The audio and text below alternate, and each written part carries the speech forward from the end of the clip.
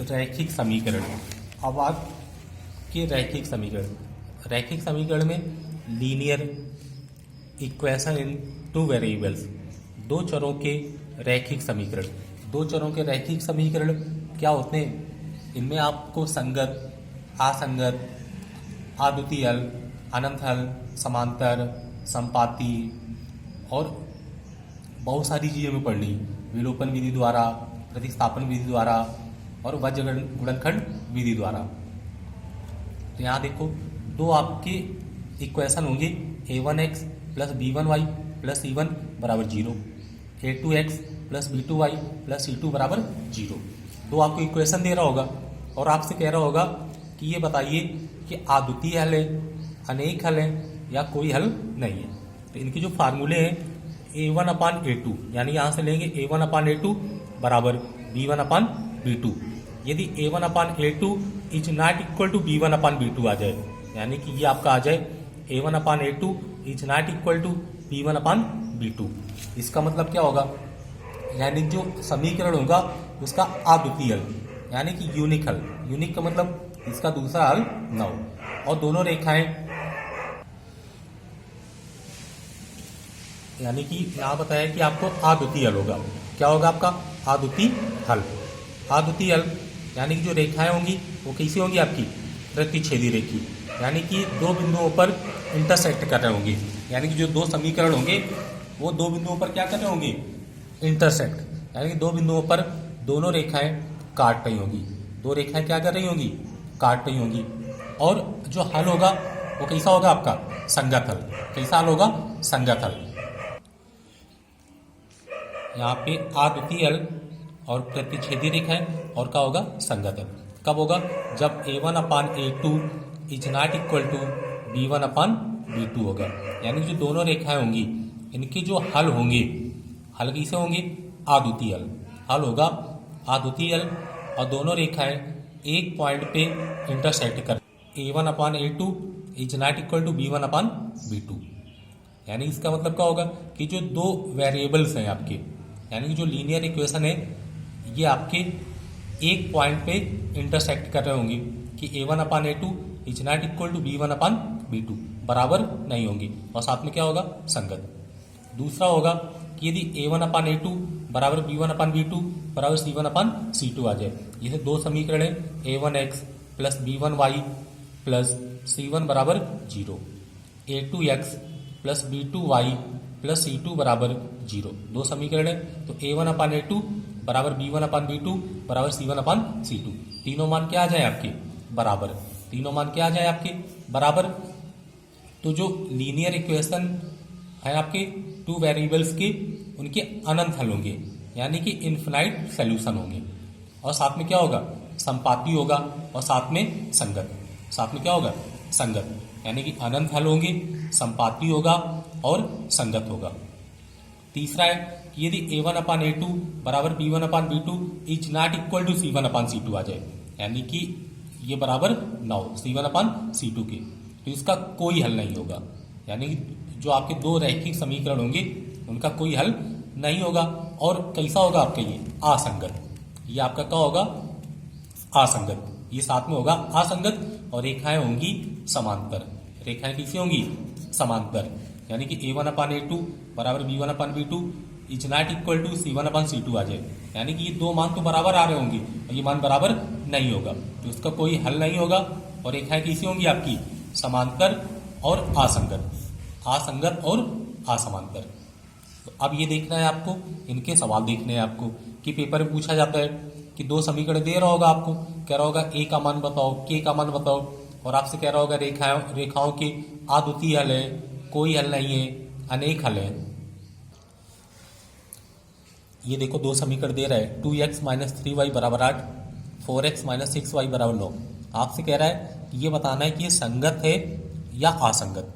हमें बताना है संगत है या असंगत है। तो पहले हम लिखेंगे a1/a2 बराबर b1/b2, a1/a2 बराबर b1/b2। अभी c1/c2 वाला नहीं लिखेंगे, क्यों? यदि दोनों बराबर नहीं होंगे तो यही लगा देंगे इज नॉट इक्वल टू, तो संगत पता चल जाएगा। यदि तीनों बराबर है तो असंगत। तो यहाँ देखो ये रखेंगे दो बटे कितना रख देंगे 4, 2/4 बराबर -3, यहाँ से कितना लेंगे -3 बटे और ये -6। यहाँ देखो माइनस से माइनस कट गया, 2 एकम 2, 2 दूनी 4, 3 एकम 3, 3 दूनी 6।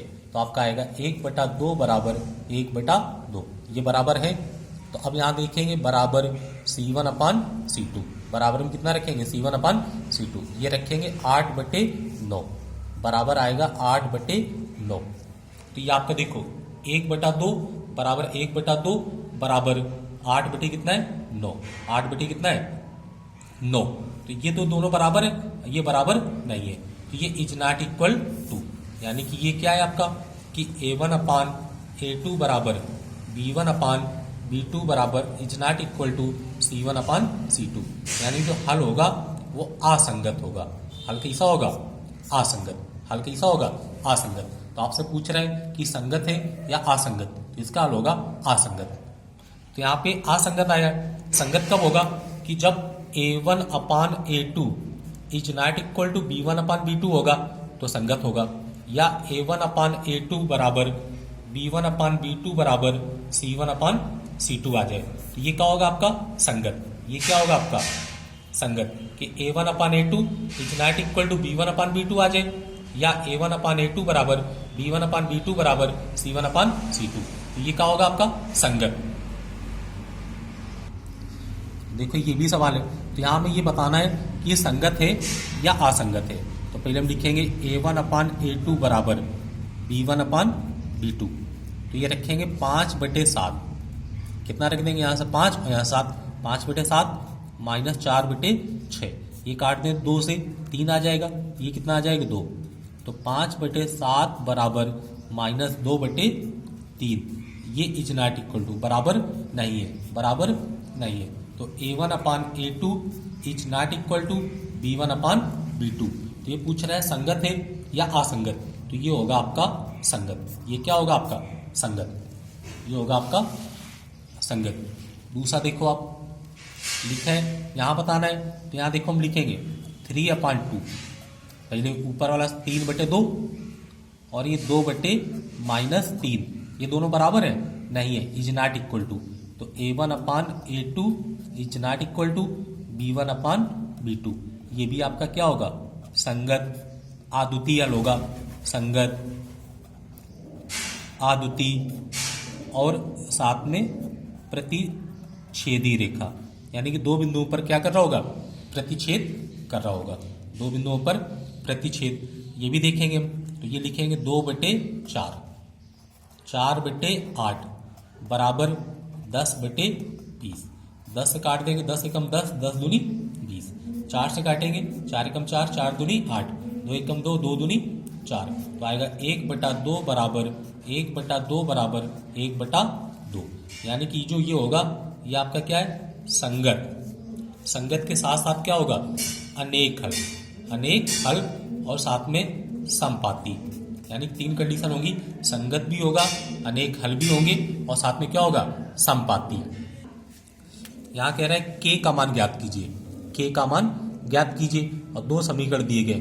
आपसे कह रहा है कि अद्वितीय हल है, अद्वितीय हल है और कोई हल नहीं है। तो पहले हम लिखेंगे अद्वितीय के लिए, तो A1/A2 is not equal to B1/B2, ये किसकी कंडीशन है अद्वितीय हल के लिए।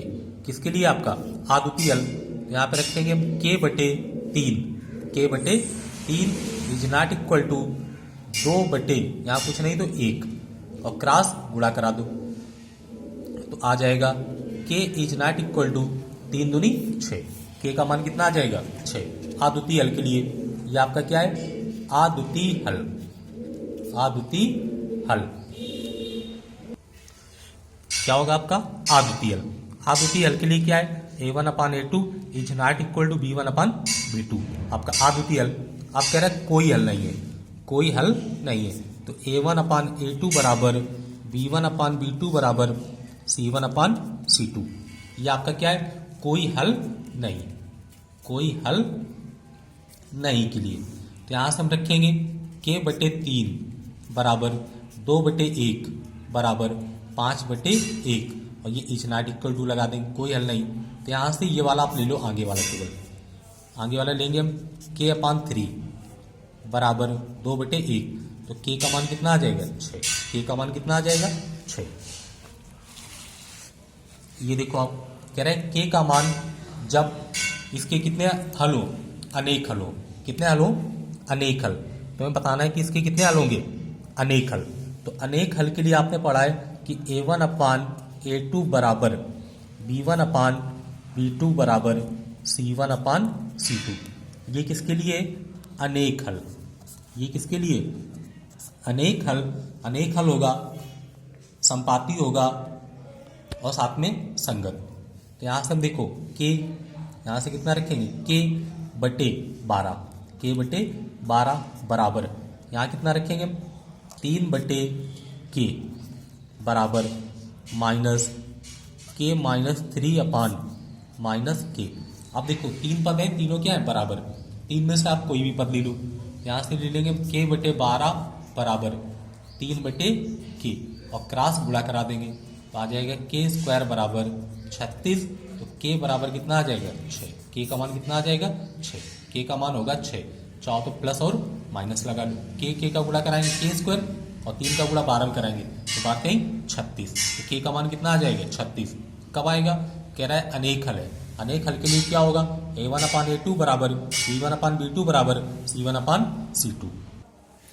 यहाँ देखो कह रहा है p के किन मानों के लिए, p के किन मानों के लिए अद्वितीय हल है।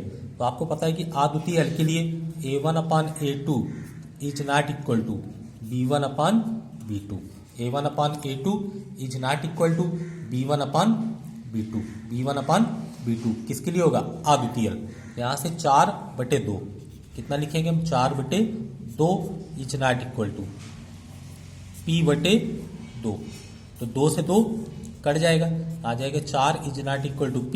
तो p is not equal to 4, p का मान कितना आ जाएगा 4 नहीं होगा, 4 के अतिरिक्त p के अनेक मान होंगे। यहाँ देखो सेम है, कह रहा अद्वितीय हल है।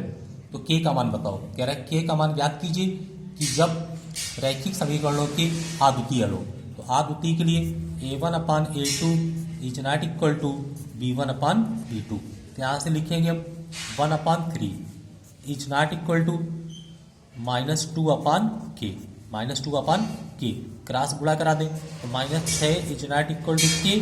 तो k बराबर आ जाए k is not equal to -6। और ये आपका पेपर में पूछे जाते हैं और बहुत सारे कंपटीशन एग्जाम में आते हैं। यहाँ पूछ रहे हैं k का मान ज्ञात कीजिए, यहाँ भी अद्वितीय हल है।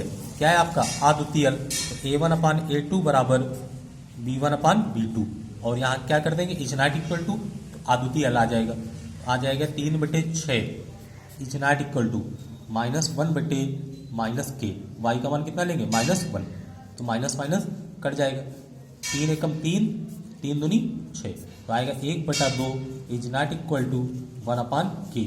क्रॉस गुणा करा देंगे तो k बराबर कितना आ जाएगा 2, k बराबर आ जाएगा 2, k का मान 2, k का मान कितना आ जाएगा 2। यहाँ कह रहा है k का मान ज्ञात कीजिए, रेखाएं परस्पर क्या है, समांतर है। तो समांतर के लिए क्या होता है, a1/a2 बराबर b1/b2 is not equal to c1/c2, यानी कोई हल नहीं, या आपसे कहेगा समांतर। तो हम रखेंगे 3/2, ये कितना रख देंगे 3/2।